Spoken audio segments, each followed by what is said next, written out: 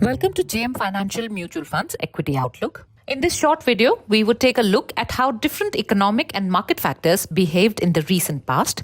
We would also look at our view on the Indian equity markets, which may in turn impact the positioning of our schemes. The Nasdaq 100 index has staged a smart recovery and is up 23.6% on a YTD basis. The S&P 500 too has gained around 9% YTD.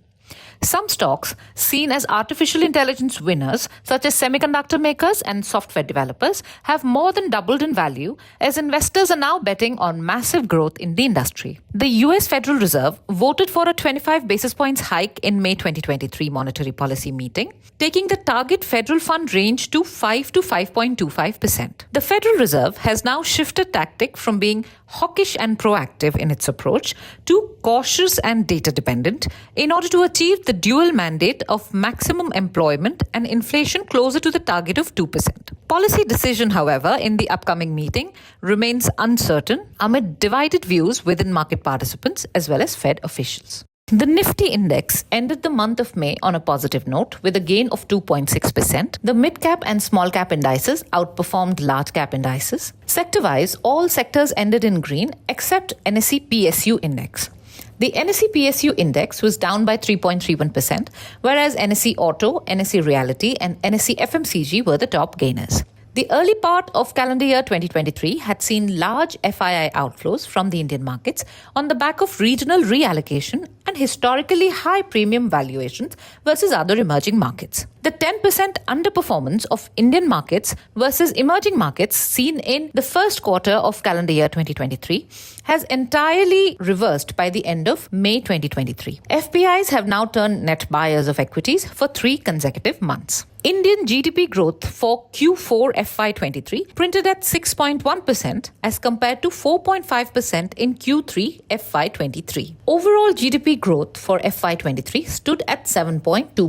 GST collections grew by 11.5% on a year-on-year basis in May 2023. Healthy readings of manufacturing PMIs continued in the month of May. India's macroeconomic outlook has brightened considerably in the past few months, with inflation starting to decline rapidly due to the high base effects and moderation in food prices, and CAD BOP improving dramatically on the back of lower crude oil prices. In addition, there do not seem to be any major negative surprises on the fiscal position, even as India's fiscal deficit remains at high levels. Amid a challenging global macro backdrop, corporate profitability remained healthy in the fourth quarter of FY23, broadly in line with expectations. The aggregate performance was fueled by the banking sector, driven by healthy loan growth, stable margins, and continued asset quality improvements. Improving supply chains, stable demand, and softening raw material costs aided autos in their earnings growth. Conversely, weaker than expected performance of metals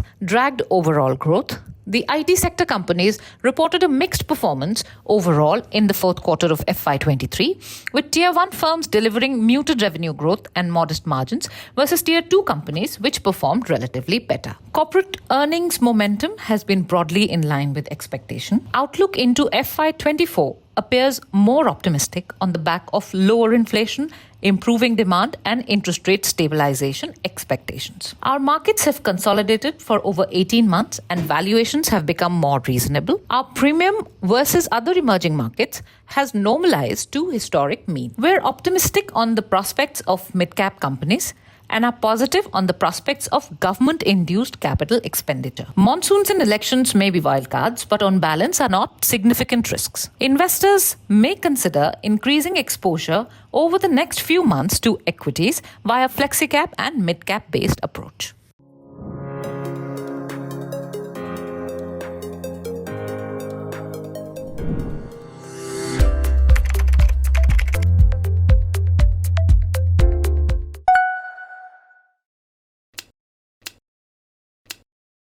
Mutual fund investments are subject to market risks. Read all scheme-related documents carefully.